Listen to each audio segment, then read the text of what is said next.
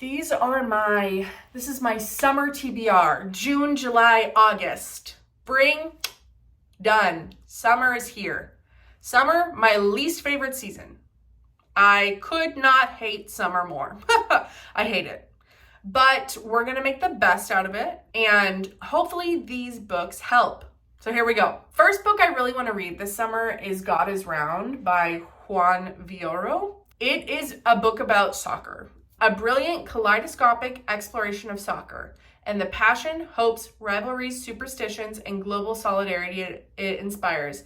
From Juan Villoro. I'm so sorry that my brain is not working. Villoro. No, that's absolutely not correct. Juan Villoro. Villoro. Okay, let this be a lesson. If you can't pronounce a name, freaking look it up, because people deserve to have their names pronounced correctly. Let's hear it again. Let's crank it up. Crank it up, kids. Juan Villoro. Villoro. Okay, written by Juan Villoro. And here's the description. On a planet where FIFA has more members than the United Nations and the World Cup is watched by more than 3 billion people, football is more than just a game.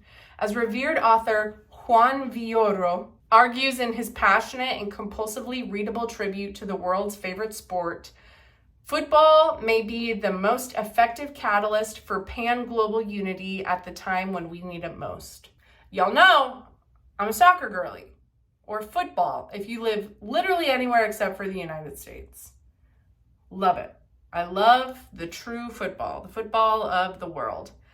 And I'm currently reading a football book that I will talk about in my next wrap up if I finish it. And I'm looking for something different than what I have right now, and that's all I can say. But I'm looking forward to learning about soccer from a Mexican soccer enthusiast and getting the zhuzh from it. So there we go.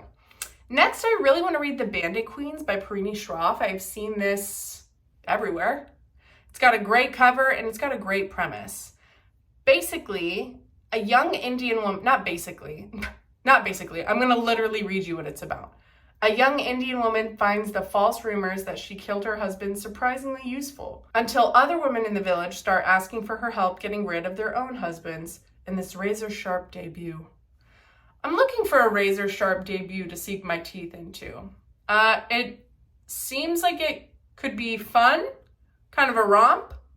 Maybe got some darker themes, maybe got a little funniness in there. That's the impression I get. Next, I'm really keen to read If an Egyptian Cannot Speak English by Noor Naga. I would be lying my ass off if I said that the cover is not selling this book for me. I really want to read this book because that cover is gorgina. In the aftermath of the Arab Spring, an Egyptian-American woman and a man from the village of Shobrokate meet at a cafe in Cairo. He was a photographer of the revolution, but now finds himself unemployed and addicted to cocaine, living in a rooftop shack. She is a nostalgic daughter of immigrants returning to a country she's never been to before, teaching English and living in a light-filled flat with balconies on all sides. They fall in love and he moves in, but soon their desire for one another, for the selves they wanted to become through the other, takes a violent turn that neither of them expected. What the heck? Sign me up! Okay. Next, listen, I'm a cover bitch. I love a good cover. This is not special or specific to me, but I love a beautiful cover, and it's enough to make me want to buy a book, and this next one is no exception. A Light at the End of the World by Siddhartha Deb. Oh my God. Connecting India's tumultuous 19th and 20th centuries to its distant past and its potentially apocalyptic future. This sweeping tale of rebellion, courage, and brutality reinvents fiction for our time. Come on! That sounds so good. Basically, this story spans hundreds of years, from like 1859 to the near future. And it's about India. And I'm sold. You don't have to tell me anything else. I'm buying it, okay? Very excited about that one. Next, I want to read We Measured the Earth with Our Bodies by somebody whose name I'm gonna look up. Say your name. My name is Tsering Yangzom Lama. We measure the earth with our bodies by Tsering Yangzom Lama. And I know this like centers Tibet and Nepal. And that, how about I read you the story. In the wake of China's invasion of Tibet through the 1950s, Lamo and her younger sister Tenki arrive at a refugee camp in Nepal. They survived the dangerous journey across the Himalayas, but their parents did not. As Lamo, haunted by the loss of her homeland and her mother, a village oracle, tries to rebuild a life amid a shattered community, hope arrives in the form of a young man named Sampel and his uncle, who brings with him the ancient statue of the nameless saint, a relic known to vanish and reappear in times of need. Decades later, the sisters are separated, and Tenki is living with Lamo's daughter, Dolma, in Toronto. While Tenki works as a cleaner and struggles with traumatic memories, Dolma vies for a place as a scholar of Tibetan studies. But when Dolma comes across the nameless saint in a collector's vault, she must decide what she is willing to do for her community, even if it means risking her dreams. I zoned out in the middle of reading that. I fully dissociated. So if I got weird there, if I said the wrong words, sorry about that. Sounds great. I have spent a lot of time in my life in India, and the Tibetan refugees that live there are incredible. And that is a story, the story of the Tibetan people is one that I think it's important to hear more of. Next, I really want to read, I know this one's a toughie. I know this one's gonna make me probably cry a little bit. As Long as the Lemon Trees Grow by Zulfa Kato. It is a love letter to Syria and its people. As Long as the Lemon Trees Grow is a speculative novel set amid the Syrian revolution, burning with the fires of hope, love, and possibility. Okay, I am not going to read the full synopsis. One, because it's long. Two, because sometimes it's nice to go in with no expectations. So I know it's set in Syria amid the Syrian revolution, and I know it's sad, but it's also YA. So we'll see how gritty it gets. Next, I really want to read The 40 Rules of Love by Elif Shafak. Elif Shafak. Way off. The 40 Rules of Love by Elif Shafak. I hope that's right. I'm really taking YouTube's word for it. In this lyrical, exuberant tale, acclaimed Turkish author Elif Shafak, author of The Island of Missing Trees, incarnates Rumi's timeless message of love. The 40 Rules of Love unfolds two tantalizing parallel narratives, one contemporary and the other set in the 13th century, when Rumi encountered his spiritual mentor, the whirling dervish known as Shams of Tabriz, that together explore the enduring powers of Rumi's work. I have not read any Rumi, but I'm kind of thinking it would be cool to read this book while having a book of Rumi's poetry, in tandem. I think that might be what I do. Well, I don't know, because I actually might read it this weekend, so it might just inspire me to read Rumi's work. All right, we got a few more left. I obviously have big plans for the summer. Big plans. I usually read a lot in the summer, so we'll see. Next, A Minor Chorus by Billy Ray Belcourt. This will be my first Belcourt. I'm very, very interested to read it. Very excited. I know it is a autofiction novel.